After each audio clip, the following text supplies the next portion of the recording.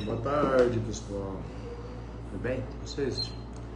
Bom, voltando na pauta que eu estava mencionando na parte da manhã, questões referente ao uso, a diferença entre o tráfego e a questão do uso do ar, né?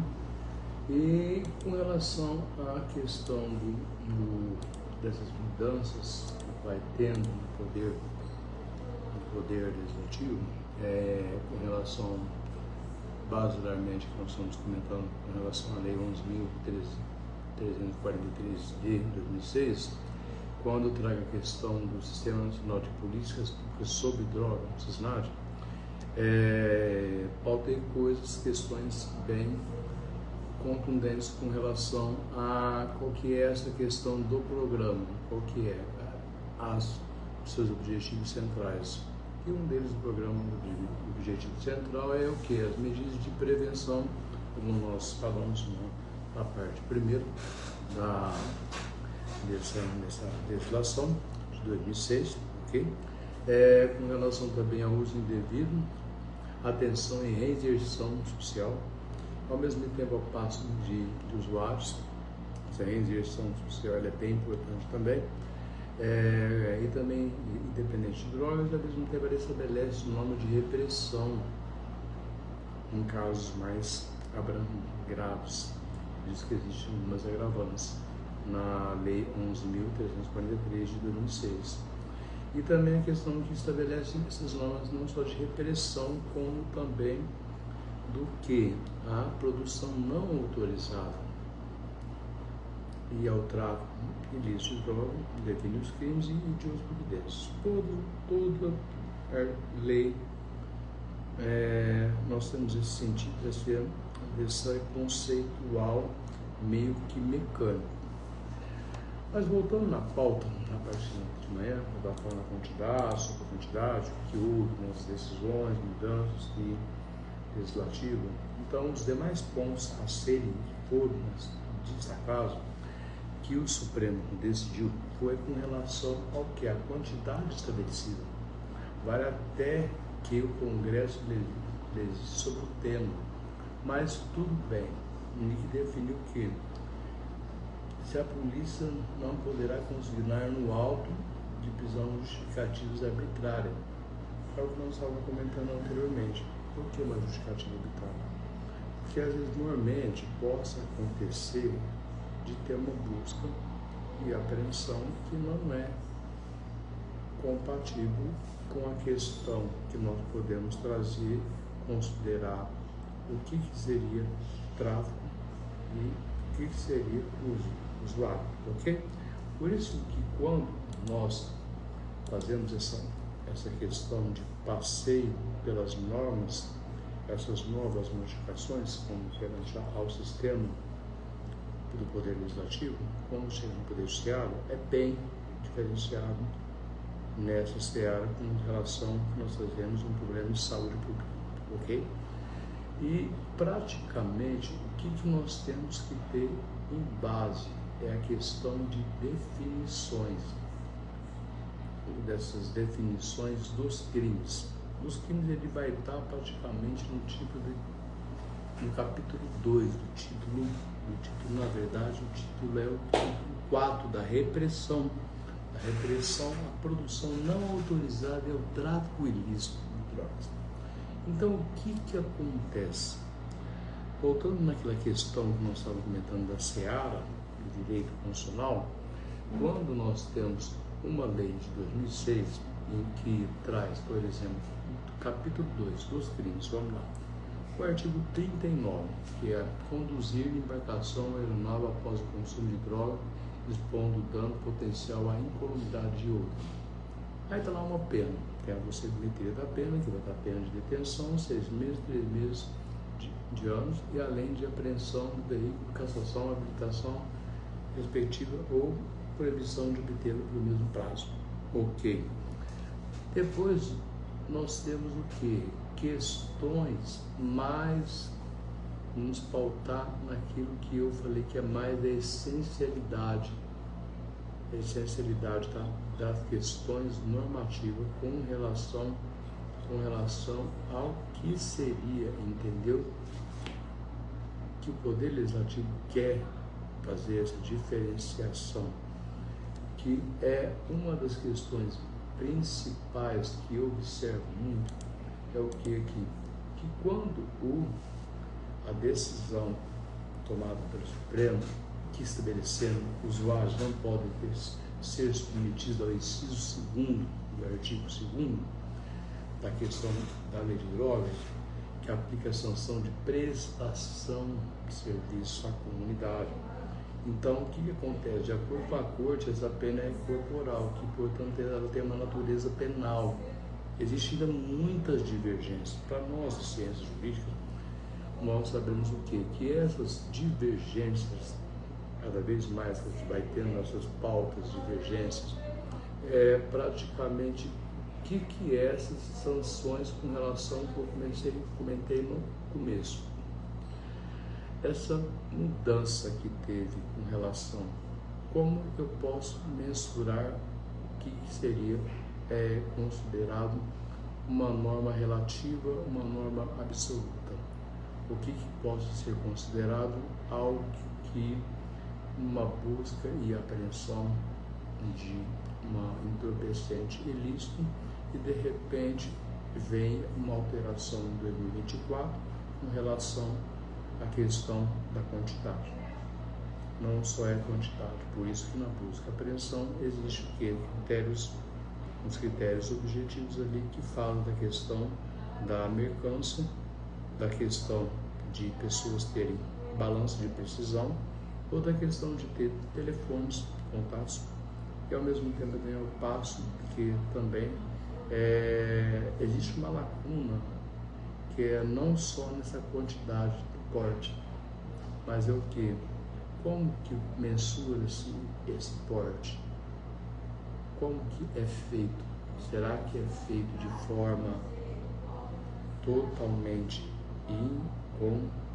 que é compatível com o que nós chamamos a liberdade e ao mesmo tempo tem a disposição, o próprio corpo, o uso não deixa de ser uma posição do próprio corpo, mas ao mesmo tempo essa norma limitativa e restritiva, que é a questão quando a busca e apreensão, ela, o que acontece? As autoridades encontram o que?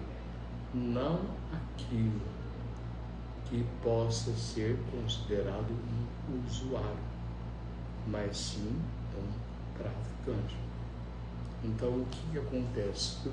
Nós percebemos que o artigo 28 dessa lei que aplica essa sanção, então elas são aplicadas aos usuários apenas sanções administrativas de advertência.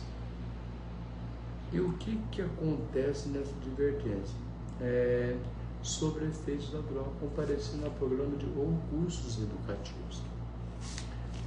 Então seria como se fosse um abrandamento, como o Nancy Fraser sempre traz essa questão do abrandamento, com relação da distribuição, redistribuição, das normas, sobre normas em direito penal.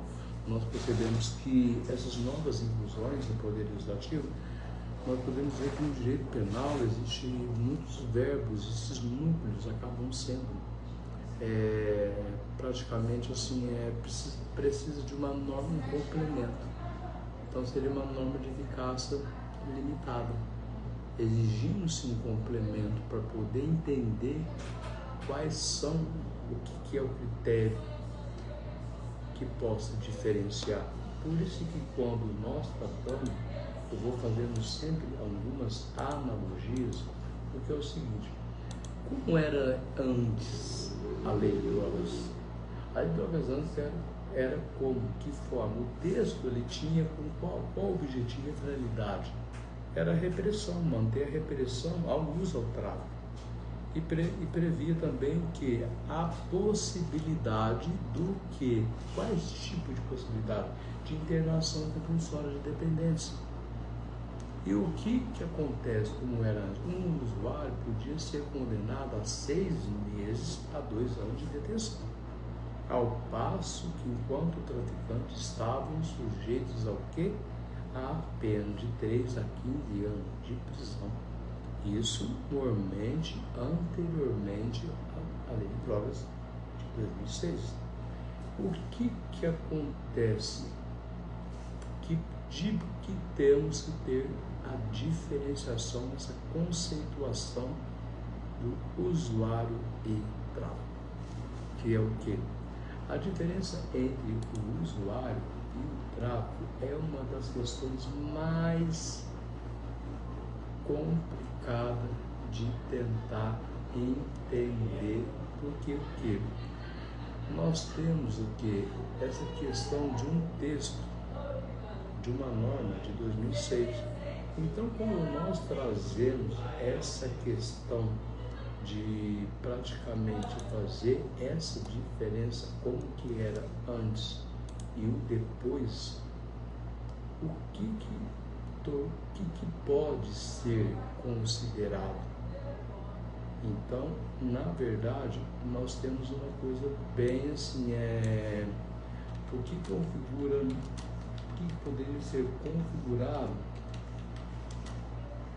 o usuário e o tráfico. Tem diferença? Existe alguma diferença? Depende. Aí é onde que entra o quê? Questões que vai dar do cunho subjetivo. Às vezes uma pessoa ela pode ser usuária e tornar-se traficante também. Isso depende muito do campo do prisma, que não existe a fase da cogitação e ter crimes na questão quando nós vamos fazer a dosimetria da pena. Então, mas a cogitação, o que acontece muito? Às vezes um traficante pode tornar um usuário e traficante ao mesmo tempo. Então ela fica sempre num vício social, esse vício que vai cada vez ela acalamentando e aumentando dentro da sociedade. Esse vício social ele vai tornando com que esse financiamento dessas questões que nós percebemos assim, embora tenha mecanismo de prevenção, de combate, de grupos de apoio, de questões de clínicas preventivas, terapêuticas, tratamento, o que acontece? Primeiro o que? Como diferenciar o tráfico do uso? A pessoa usuária, por lei, seria aquela pessoa que tem consigo a droga para o consumo pessoal. Já no tráfico, nós temos o quê? No intuito do quê? De um lucro, a mercância que age com a intenção. Mas será que frequentemente essas duas situações são parecidas e não é possível saber exatamente qual destinação delas da droga? Esse que é um dos grandes problemas. Então é onde que acontece, se é consumo ou se é uma mercância, um comércio. Então o que podemos abstrair essas diferenças que vai tendo, que a lei vai cada vez mais tornando com que algumas alterações, como teve em 2024, alterações que nós percebemos o quê? O tribunal também ele vedou a questão do contingenciamento do Fundo Nacional Antidrogas. Por isso que a maioria dos livros aí estão agora todos sendo publicados, denominado, em suas obras literárias, com relação ao que? Lei antidroga. Estabeleceu o que? A parte de verbo usada para campanhas sobre o uso de droga. Na questão em pauta, o tribunal ele analisou vários tipos de situações para até chegar nessas conclusões. anteriormente, comentei na parte primeira, que uma conclusão que no artigo 28 da lei de droga, que fixa apenas para quem adquire, guarda ou tiver em depósito, transporta ou traz consigo para consumo pessoal, ok? Mas drogas sem autorização. E, em tese, as penas previstas na norma já não deveriam levar o usuário à prisão. Nós vamos levar ao lado dessa analogia, fazer uma exegese sobre esse tema. Mas, porém, na prática, no entanto, a falta de distinção entre usuário e traficante faz com que, em diversos casos, os próprios usuários sejam classificados como traficantes, como havia comentado. Aí, onde ficam sujeitos a penas privativas de liberdade. Que, normalmente, nós temos o quê? Muitas questões. Se nós formos pegar essas devidas alterações, nós vamos percebendo algumas questões dessa PEC da votação, uma PEC que ela tem uma certa falta, uma omissão, que possa ter que até que desencadeia uma de impermissão também, com relação a como que vamos mensurar a questão do uso, como estabelecer essa diferença entre o usuário e a questão do tráfico. Essa é uma outra pauta também que é bem contundente dentro da seara do direito penal.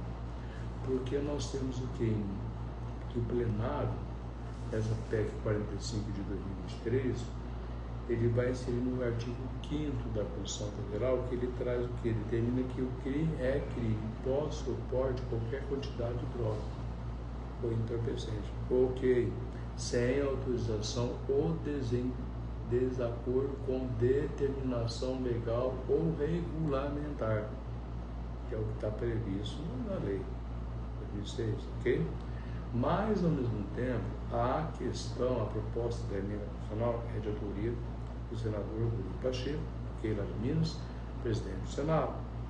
Só que nós temos aqui, foram 53 votos a favor e 9 contas na votação no primeiro turno, como mencionei por cima só, mas a essencialidade mesmo é a questão de saber quais são as suas reformas.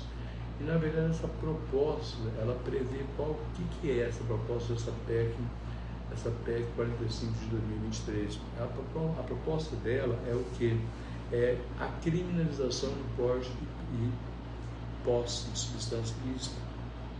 Ao passo que de entorpecentes que são aqueles ditos pela administração pública como tais, mas faz algumas ressalvas nessa PEC. E quais tipos de ressalvas? A impossibilidade de privação do quê? Da privação de liberdade do porte para o uso, ou seja, o usuário não será jamais penalizado com o encarceramento. Esses é um dos motivos da PEC aprovada pelo Senado, entendeu?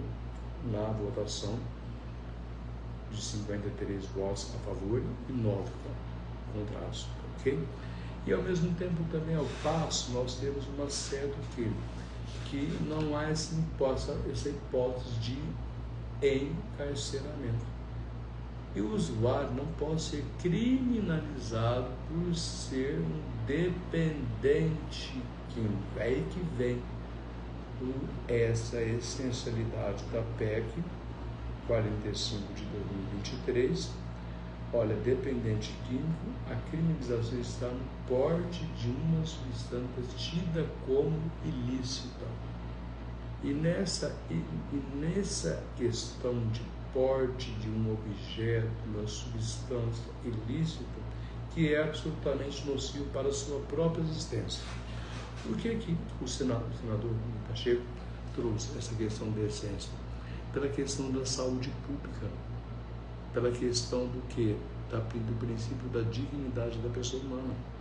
Então, o princípio da dignidade da pessoa humana traz com que, faz que o uso, a pessoa que é um usuário é um dependente químico. Então, um dependente químico, por qual é o motivo que teria para o encarceramento, para ter uma pena privativa de liberdade, sendo que nós sabemos o que a questão, quando ele traz essa existencial, que nós chamamos o quê? A questão que todos são iguais. Aqui a questão, ele está invocando o direito à saúde, ao bem-estar.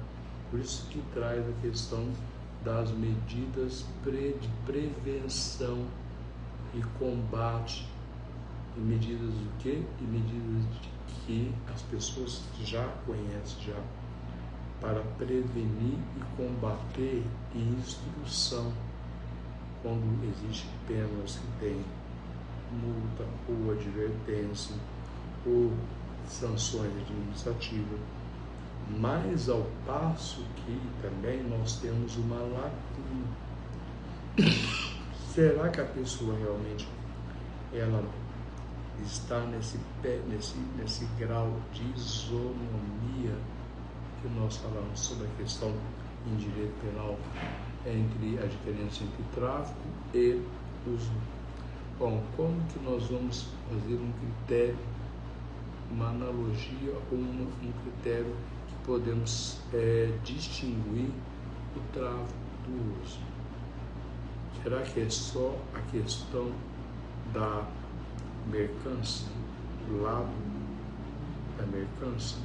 Então, quando existe essa questão, nós temos que ter sempre certas cautelas e resistência. Por quê? Porque, na verdade, nós temos que ter algumas alterações mais contundentes, que na prática é totalmente diferente do que está numa teoria. Por isso que a maioria dos livros trazem isso, antidroga, pacote antidroga. Mas o que seria esse pacote antidroga? Quais são os mecanismos de prevenção a esse pacote antidroga? Qual é o critério que podemos adotar e utilizar para saber qual a diferença entre uso e tráfico?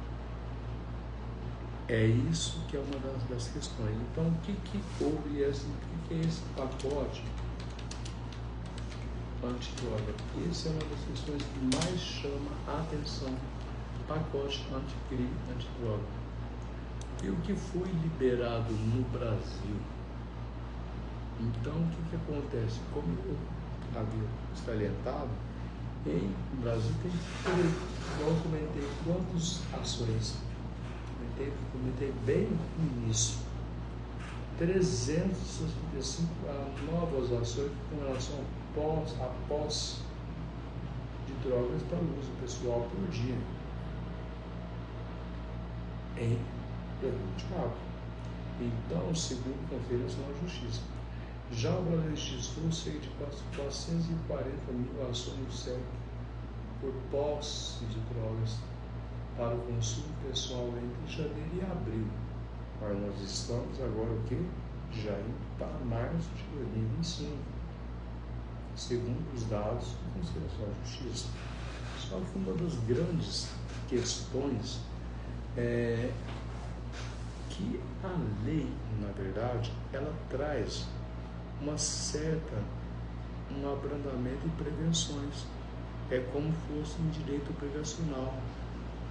Nos direitos das relações do Código Civil, nós não temos obrigação de fazer, de não fazer. Não faça, senão possa acontecer determinado fator, algum efeito, surge algum efeito na esfera jurídica. Em direito penal também nós temos que jogar também a responsabilidade civil, a responsabilidade também na esfera penal também. Então seria o quê? Normas do quê? De abstenção. Então, temos em direito civil direitos e obrigações, e não faça isso sob pena de acontecer isso. A mesma coisa em penal, não faça isso sob pena de ter uma multa, detenção, uma pena privativa ou restritiva de liberdade.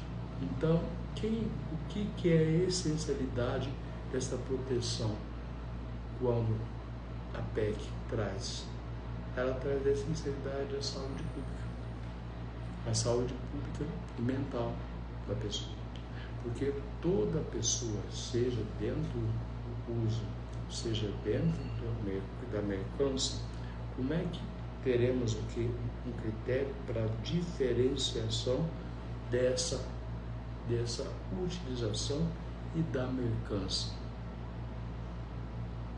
Porque quando nós percebemos nos autos a busca e a apreensão e vem as lavraturas, existem muitos equívocos, vícios que possam ser sanados. Embora nós tenhamos a questão do princípio de ninguém possa fazer prova contra si, nós também temos que ter em mente várias outras situações. Uma das situações é o quê?